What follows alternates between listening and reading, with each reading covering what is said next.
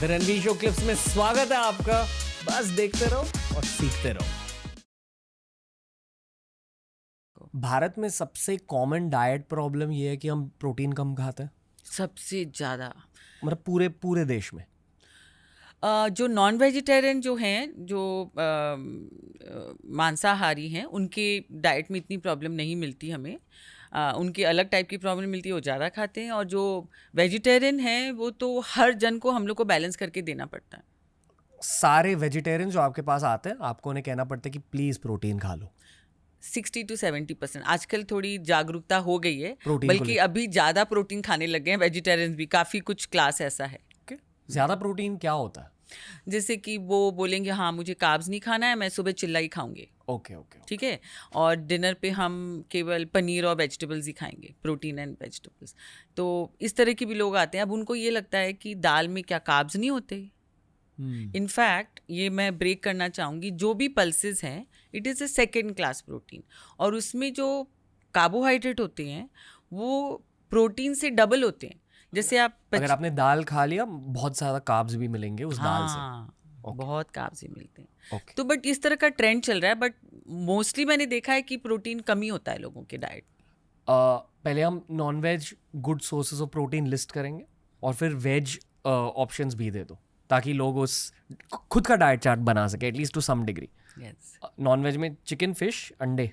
या so white meat better होता है, which is chicken and fish. और अंडा, that is non vegetarian.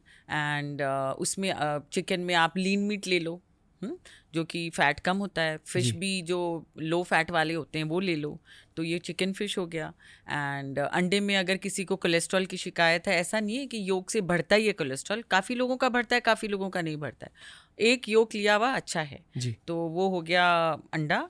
And या 3 सोर्सेज हम सबको देते हैं। कोई हमसे रेड मीट मांगता है तो हम बोलते हैं कि आप सप्ताह में एक बार ले लो, उससे ज़्यादा नहीं। ओके। और वेज? वेजिटेरियन के प्रोटीन सोर्सेज में अब ये हो गया first class protein. First class protein का मतलब क्या होता है कि उसमें सारे अमाइनो एसिड्स होते हैं, essential amino acids. Essential amino acids only first class protein में ही हमको मिलते हैं, सेकेंड क्लास प्रोटीन में नहीं मिलते हैं। और जो भी फर्स्ट क्लास प्रोटीन है वो सब एनिमल सोर्स से मिलते हैं। तो जैसे कि अंडा हो गया, चिकन हो गया, फिश हो गया, या दूध, दही, पनीर, चीज़, ये सारा हो गया first class protein from animal source, but vegetarian. जी। ठीक है। तो अभी तो आप वेजिटेरियन, सबसे पहले तो फर्स्ट क्लास प्रोटीन उनके पास एक ही ऑप्शन है, एवरीथिंग इज मिल्क बेस्ड। ठीक है। नाउ उनके पास second option of protein is only pulses, और कुछ नहीं है।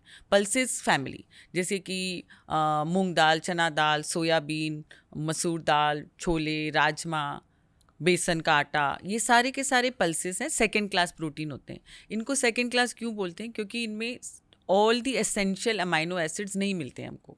वो जब एक दूसरे ग्रुप ऑफ फूड से मिलते हैं तभी वो फर्स्ट क्लास प्रोटीन, मतलब एक तरह से कंप्लीट बनते हैं। फर्स्ट क्लास प्रोटीन तो नहीं बनते। जैसे कि आपने देखा होगा कि भारत में सबसे ज़्यादा इडली सांभर के साथ खाया जाता है। दैट मीन्स उसमें ग्रेन में राइस हो गया, राइस के साथ में उड़द दाल एंड तुवर दाल। सो वो मिल के कंप्लीट प्रोटीन बन सकता है। दाल चावल। दाल और चावल superb combination. Chole paratha, rajma rice. मतलब अनाज के साथ दाल को मिला लो। दाल भी अनाज ही होता है, तो वो दोनों मिलके कॉम्बिनेशन सही बन जाता है। Okay. तो ये हम कहते हैं कि आप हमेशा दाल को एक ग्रेन के साथ में, अनाज के साथ में कंबाइन करो। Dal and roti, rice, jowar roti, millets, जो भी आप वैसे कंबाइन करो, so to make a complete protein. So pulses हो गए second class protein. Third option of protein जो होता है वेजिटेरियन के लिए, नट्स होते हैं। नट्स जैसे कि काजू, पिस्ता, ये, बट उसमें फैट ज़्यादा होते हैं, प्रोटीन कम होता है। बट उसको हम प्रोटीन के रूप में यूज़ नहीं कर सकते क्योंकि उसमें फैट बहुत ज़्यादा होता है। तो यही प्रॉब्लम होता है। दिन में कितने खाने चाहिए काजू या So- बादाम या जो भी? और क्या सोक करना चाहिए?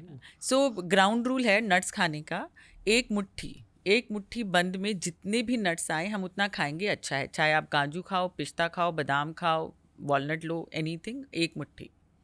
That is the ground rule. Bharat जो है हमारा बहुत गर्म देश है, तो उसमें जो नट्स बहुत गर्मी करते हैं पेट में जाके, तो गर्म की तासीर को कम करने के लिए अगर हम नट्स को भिगो देते हैं तो उसमें थोड़ी वो डाइजेस्टिबिलिटी बढ़ जाती है, पाचन शक्ति मतलब पचाने की शक्ति बेटर हो जाती है उसकी। मेरे ख्याल से अखरोट और बादाम के छिलके भी निकाले जाते हैं इसी वजह से। बादाम के छिलके निकाल सकते हैं, बट ऐसे भी खा सकते हैं, बट डाइजेस्टिबिलिटी बेटर करने के लिए भिगोते हैं तो वो डाइजेस्ट अच्छे से हो जाता है इसके लिए।